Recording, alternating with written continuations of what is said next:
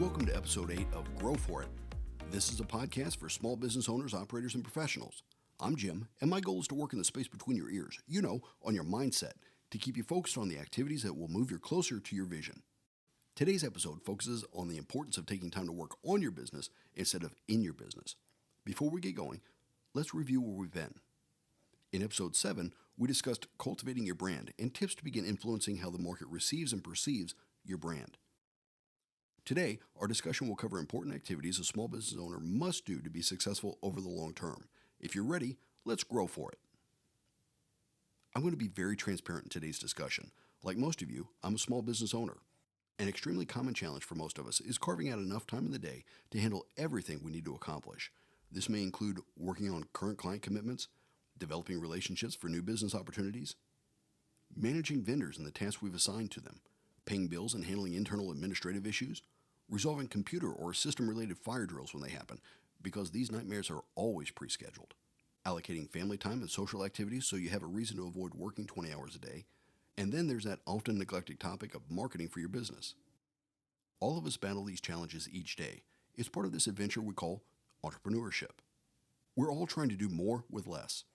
Many times, that means we run our businesses with the absolute minimum number of employees, if we have any at all. It's a generally accepted fact that full-time employees, FTEs, are the most expensive cost to a business. Now, I realize HR professionals are going to argue good employees contribute added value. You're investing in talent. This may be absolutely true, but in the early years especially, it might not be possible to make those investments, even if you have them under a 1099 status. What this means is your dream, your vision, rests fully on your shoulders. This responsibility and the pressure that comes with it constantly tempts us to work on tactics when we really need to focus on strategy. It's what I mean when I say working on your business instead of working in your business. Blocking out time to do this takes discipline. Large companies or law firms may have the luxury of taking executive level retreats. Sure, you can get a lot done, especially when someone else is covering the cost of your time. Others are handling the phone calls and unending stream of emergencies and client requests. However, for most of us, myself included, that simply is not our reality. If we're not at the wheel of the bus, it might run off the road. Does this sound familiar? So how do we address this with the least bit of disruption to our workflow and deadlines? The most important recommendation I can make is to remember something we discussed in episode 1. Do you recall how I described the Sisyphus effect? If you don't, please pause this podcast. Go back and listen to that section of episode 1. This is about aligning our activities with our visions. It's worth a few minutes it'll take to remind yourself who and what Sisyphus represents. By the way, if you're not sure how to get back to the first episode, you can access it on the podcast page of my website, jimrayconsultingservices.com. I've pinned episode 1 to the top right side of the page, just above those black buttons. Now that we're on the same page about Sisyphus, doing the same thing each day doesn't usually lead to different results. We have to remember to get beyond the day-to-day habits. We have to be on guard so we're not just busy, we're productive. Running a small business requires having the proper mindset, namely this: net profit gives us options. With net profit on the books, we can expand, we can hire, we can pay bills, we can take a vacation or make that donation. Most importantly, net profit gives us the privilege of coming back to fight another day. Friends, remember, it truly is a privilege. Just think about how many of your friends, family members, and colleagues will never get the freedom to pursue their visions. It's truly a gift. The day we refuse to admit this to ourselves is the day we need to change course and do something else. As I said earlier, it's a discipline. Let's break down a few ways we can make progress in this area. So as usual, I want you to take out a sheet of paper. We have to structure time to review the business. Big companies do it because it works. From a pure business fundamental standpoint, the numbers don't lie. Reviewing your metrics, assessing and reassessing your performance versus plan is just smart business. Let's list some key activities we should already have scheduled on our calendars. Revenue and expense reviews. You need to be tracking these monthly and quarterly. Not realizing you're off the numbers until August is probably too late. Schedule time to do end-of-the-month summaries. Break it down by service or product. Early on, I didn't do this as thoroughly as I should have in my own business. A simple program such as QuickBooks can make your reporting incredibly easy and efficient. Marketing and advertising. Even if you don't believe in these tactics, your current and prospective clients do. More importantly, so does your competition.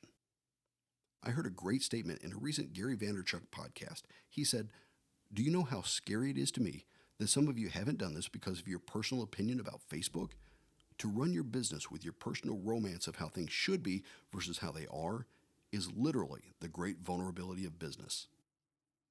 If you haven't launched a social media channel, namely Facebook or LinkedIn, it's time to schedule it. If you need help, find someone who knows what they're doing and ask for help. Social media can work for you 24/7. You've got to sleep sometime, but that's not the same for your marketing. Friends, this isn't one of those "I'll get around to it" activities. Seriously, set a date in your calendar, make it happen. Competitive reviews. When was the last time you actively noticed what your competition is doing in the marketplace? How are they messaging? Are they focusing on certain issues or geography? Have you visited their Facebook page or their website lately? They may be sneaking up and stealing market share you haven't realized yet. Look, I was in sales and sales management for over 20 years. There was nothing I loved better than sending a simple message to one of my competitors with 2 words: "Thank you." Oh, in full disclosure, I received one of those too. It's a reminder not to take my eye off the ball. Key vendor discussions. I mentioned this in episode 4. There may be new products, programs, or other opportunities just sitting there. If we're not actively asking about them, we're leaving money on the table. And margin dollars. Margin dollars enable the net profit I commented on earlier in this episode. List your key vendors and contact them this week. You don't have to wait. You may already be behind. Exercise and checkups. Yes, I'm actually including these as important activities. It's easy to run ourselves into the ground. It took a long time for me to realize how much better I was able to perform and how much more clearly I was able to think once I began exercising. Look, you don't have to join a gym, although it's a good idea. Even if you simply take an evening walk after dinner, you're exercising. You'll have time to process what went on during the day and clear your head so you can actually get a good night's rest. These things can have significant benefits for you and those who depend on you. Haven't spent enough time with your spouse or kiddo? How about taking them for a walk with you? Then there's medical checkups. If you don't want to go to a doctor's office, there are so many small clinics, even in grocery stores these days. Go in and get a basic workup, maybe some blood work. Guys, this is real life. Your health matters, if not to you, then to your family. Take care of yourself so you can enjoy those things for which you've actually been working so hard. If it means you have to actually schedule it on your calendar, do it. It takes 21 days to form a habit. Trust me, it'll take less than that to drop a few pounds and generate some added energy. Before we wrap up, please let me explain that I get it. It's easy for any of us, including myself, to make excuses for why we don't have the time, why we're so busy that we can't really get around to working on these activities. After all, there's only 24 hours in a day. Friends, again, I get it, but that's small ball thinking. We'll never break out and really achieve at the levels we're capable of if we only focus on the tactical grind.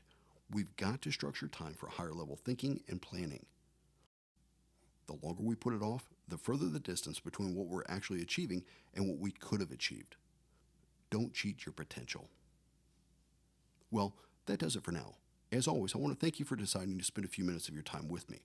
I want to let you in on an upcoming development. On May 9th, I'm launching a radio program focusing on small business and entrepreneurship. I'll broadcast on Louisville's Talk Radio 1080 AM and stream globally on the iHeartRadio app. Stay tuned for more information about my program. Let's get it started. You'll be able to hear each episode on a separate podcast, also available on iTunes and on my website, jimrayconsultingservices.com. Until next time, remember to allocate time to work on your business so you can work more effectively in your business. When you're ready, let's grow for it.